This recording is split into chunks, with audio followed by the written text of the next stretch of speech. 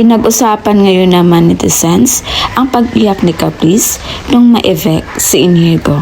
Marami kasi ang nagtaka kung bakit sobra yung pag-iyak ni Caprice sa pagka-evict ni Inigo at hindi man lang daw ito nilingon ni Inigo or niyakap man lang.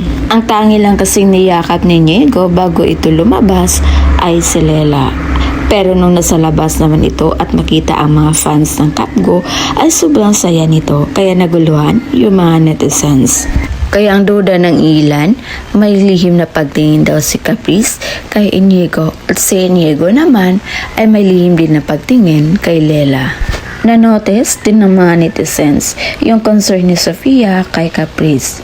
Kita-kita kasi sa video na parang naawa si Sofia kay Caprice. Ito disclaimer lang guys, si Caprice kasi yung tipo ng tao na kahit may gusto siya ay hindi niya pinahalata.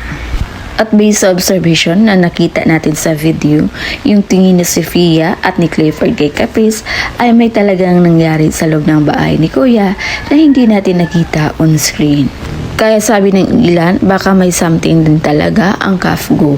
Yun nga lang hindi magawang yakapin or tingnan ni Inigo si Caprice bago siya umalis dahil labi siyang nasaktan at nalungkot sa nangyari.